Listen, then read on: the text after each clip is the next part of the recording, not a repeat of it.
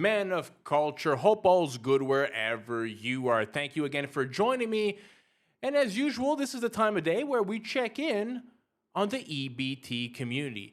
Here's a video from Matt Walsh, who uncovered some stuff. Turns out that the bodegas, whose trustworthiness the SNAP program is 100% reliant on, were openly selling ski masks in August and pipes for smoking crack and cigarettes with EBT. They're just criminal one-stop shops. And in some cases, as Fox's Will Kane reports, cashiers will run EBT cards for $100 in food, but return $50 in cash to the customer instead of groceries. And then the SNAP recipient will sell the EBT card balance to somebody else. The Agriculture Secretary just disclosed that 5,000 dead people are getting SNAP, and 500,000 people are getting SNAP benefits twice under the same name. And that's just the data they've been able to gather from conservative states. Left-wing states are not turning over the data at all because obviously the fraud is even worse there. So we really have no idea about the true scale of this. All we know is that it's really, really bad. This shit happens in every big city, in every small town, and somewhere or another.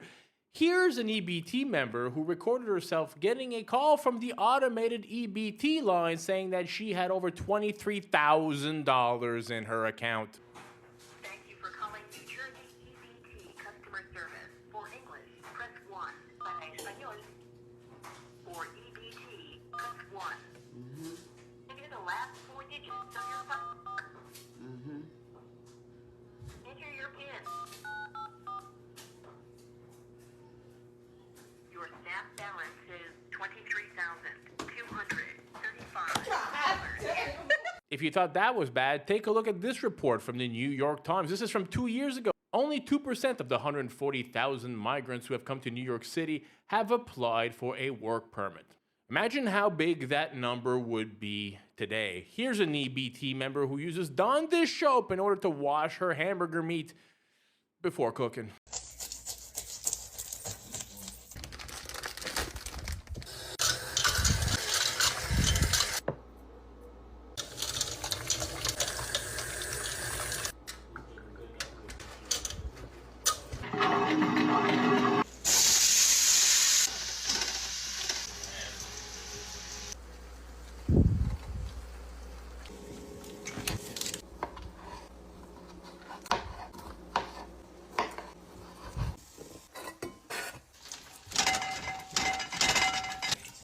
This Chinese girl doesn't feel safe in her own city.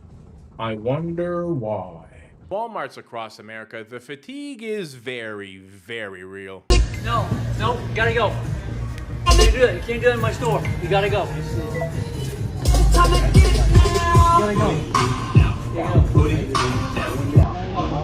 We're calling the police right now. Just so you know, we're calling the police right now. We get you taken out of the store. Time to go. Police are on the way.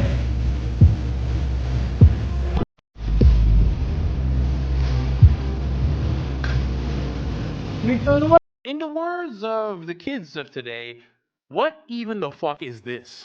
If you make more money than the average person, then you should use that wealth to help people that don't make as much money as you.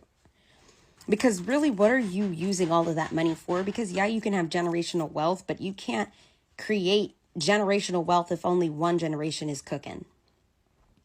Generational wealth is supposed to be generations that get to receive abundance because we all work together. So if we aren't sharing and being considerate, then that's, kind of why we're in the predicaments we're in. Maybe you didn't want to hear anything stupid today, but you're going to. Take a look at this. Where would white people be without white privilege and white supremacy? They did not earn their power through meritocracy. They earned it through terrorism and brutality. Okay guys, so this is a video in response to my last video because I'm getting a lot of racist comments. Firstly, if you want me out the country so bad, pay me. Pay for my flight. And watch how my flight will land directly in Dublin Airport.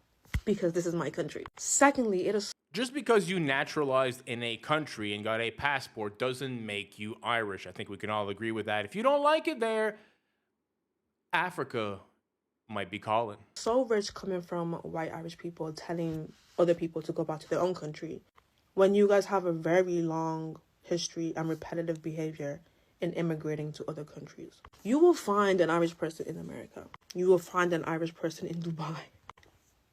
They even have their own GAA club in India. Like, Irish people, white Irish people are everywhere but Ireland. But you're telling me, because I'm black, to go back to Africa?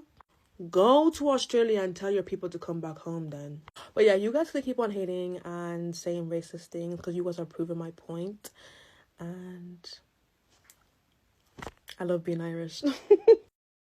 To my white people, I be seeing your little comments and stuff like that, saying like, "Who is we?" I wasn't a slave owner, and all of this and all of that and all that bull crap. I ain't trying to hear that. It doesn't matter if you was not a slave owner. You still benefited from your ancestors doing this stuff. All that family business, all that land that y'all have, all of that came from that. So it doesn't really matter. Y'all are not doing anything to fix the subject. All y'all trying to do is point fingers at your ancestors. No. You need to be like, what can I do to fix what my ancestors has broken? People are ridiculous. There were still white slaves in the Ottoman Empire way after we stopped having slavery in America. There's more slaves in the world today than there was back then. Instead of trying to say, no, I didn't do it, that wasn't me, but it was your family. So I'm not really trying to hear this and that. I'm not trying to hear that. I ain't trying to hear about no average folks that was slave. You know, I ain't trying to hear about no, we didn't own slaves. We was too poor. So if what you're saying is, if you wasn't too poor, you would have had you a slave. That's basically what you're saying. That land that y'all own, that's ours. Y'all came over here and took our everything, might as well say. And if you don't mind, gentlemen, smash that thumbs up button for your boy. It goes a long way to help me out. And also, if it's not your first time here and you're not yet subscribed, hopefully this could be the video that I earn your subscription. We'll catch you in the next one. Peace out, everybody.